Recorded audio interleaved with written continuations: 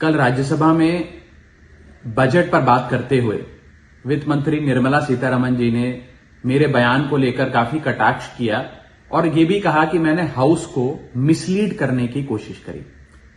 मैंने जब उनके सवालों पर जवाब देने के लिए अनुमति मांगी तो मुझे इजाजत नहीं दी गई।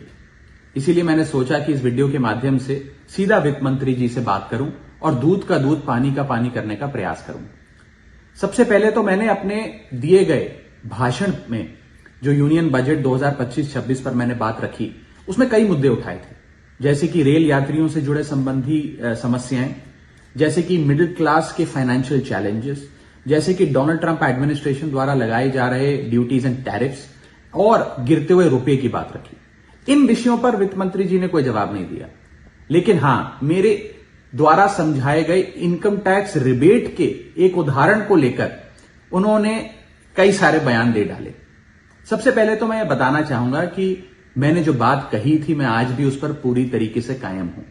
ये 12 लाख रुपए की जो टैक्स रियायत दी जा रही है सरकार द्वारा, ये ना ही टैक्स एग्जेम्पशन है, ना ही टैक्स डिडक्शन है, सिर्फ और सिर्फ टैक्स रिबेट है।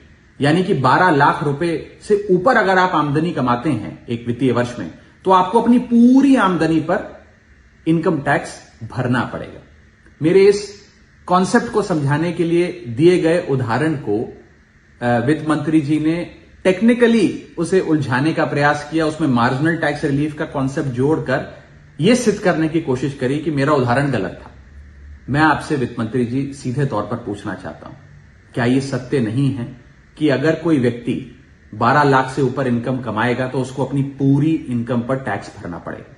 चलिए, मार्जिनल टैक्स रिलीफ 1275 तक आप दे रही हैं। आप मुझे यह बताइए कि अगर एक व्यक्ति 13 लाख रुपए 13 लाख रुपीज एक वित्तीय वर्ष में कमाता है, तो उसे अपने पूरे 13 लाख की आमदनी पर अपने स्लैब अनुसार इनकम टैक्स देना पड़ेगा कि नहीं देना पड़ेगा? या 13 लाख माइनस 12 लाख की टैक्स रिबेट 1 लाख पर देना पड़ेगा? सही जवाब है कि उसे पूरे 13 के 13 पर इनकम टैक्स भरना पड़ेगा।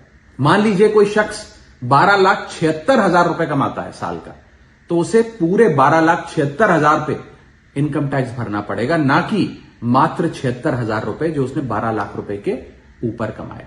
यह टैक्स रिबेट का कॉन्सेप्ट समझाने के लिए मैंने एक उदाहरण दिया था और मैं आज भी उस पर कायम हूं कि 12 लाख रुपए से यदि 1 रुपया भी आप फालतू कमाते हैं तो आपको अपनी पूरी इनकम पर इनकम टैक्स देना पड़ेगा। उसको मेरे उस बयान को लेकर वित्त मंत्री जी ने मुझ पर काफी व्यक्तिगत हमले भी किए, मेरे बारे में व्यक्तिगत टिप्पणियां करी। मैं बस इतना ही कहना चाहता हूं कि मेरे मन में माननीय वित्त मंत्री जी के लिए बहुत आदर और सत्कार है। वो अनुभव में, ओहदे में, उम्र में मुझसे बहुत बड़ी हैं। मेरा बस इतना ही कहना है कि आगे से मुझे उम्मीद है कि वित्त मंत्री जी इस प्रकार के व्यक्तिगत बयानों से बचेंगी और सिंपल टैक्स कॉन्सेप्ट्स लाने के लिए जो उदाहरण दिए गए हैं उनको टेक्निकली तोड़ मरोड़ के जनता के सामने प्रस्तुत करने का प्रयास नहीं करेंगी।